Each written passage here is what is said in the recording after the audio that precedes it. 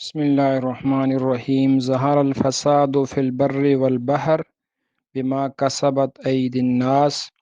اللہ سبحانہ و تعالی ارشاد فرماتے ہیں کہ خشکی اور تری میں جتنا فساد ظاہر ہوتا ہے، جتنا فساد آتا ہے، وہ انسان کے اپنے ہاتھوں کی کمائی ہے۔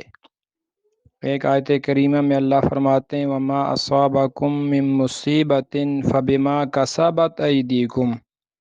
میرے بندو، جو تم پر آزمائشیں مصیبتیں آتی ہیں وہ تمہارے اپنے ہاتھوں کی کمائی ہوتی ہے۔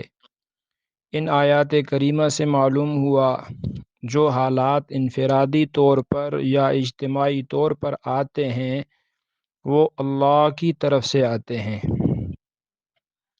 فرماتے ہیں کہ جب بندہ پریشان حال ہوتا ہے، اللہ سے یوں فریاد کرتا ہے، اے اللہ میں کتنا پریشان ہوں، اے اللہ تو میرے حال کو تو دیکھ، تو اللہ کی طرف سے آواز آتی ہے کہ میرے بندے تو اپنے اعمال کو تو دیکھ۔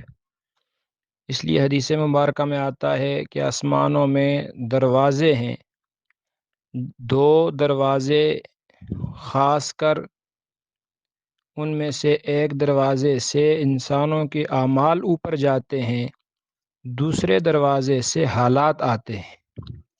تو ہمیں چاہیے، چونکہ یہ حالات اللہ کی طرف سے آ رہے ہیں، ہر طرف تباہی ہے، سیلاب، پانی کا عذاب، زمین آسمان ہمارے مخالف ہیں کیونکہ ہم اللہ کے باغی بن چکے ہیں۔ کھلا اعلانیہ طور پر ہر قسم کا گناہ اپنی آخری حد تک پہنچا ہوا ہے۔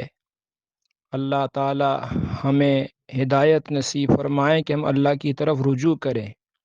اخبار الزلزلہ میں حضرت حکیم الامت مولانا اشرف علی تھانوی صاحب رحمہ اللہ نے لکھا ہے کہ ایسے حالات میں اگر رجوع اللہ کی طرف سے ہو، اللہ کی طرف انسان رجوع کرے تو یہ آزمائش ہے، اور اگر پھر بھی اللہ کی طرف رجوع نہ ہو تو پھر یہ اللہ کا عذاب ہے۔ تو سب سے پہلا عمل ان حالات میں کیا ہے؟ استغفار ہے۔ کثرت سے ہم توبہ کریں، ہر بندہ انفرادی طور پر اللہ سے اپنے گناہوں کی معافی مانگے۔ استغفر اللہ ربی من کل ذنب واتوب الیہ۔ جب ہم توبہ کریں گے ضرور بے ضرور اللہ ہمارے حالات کو بدلیں گے۔ کم از کم 1000 مرتبہ روزانہ توبہ استغفار ہو۔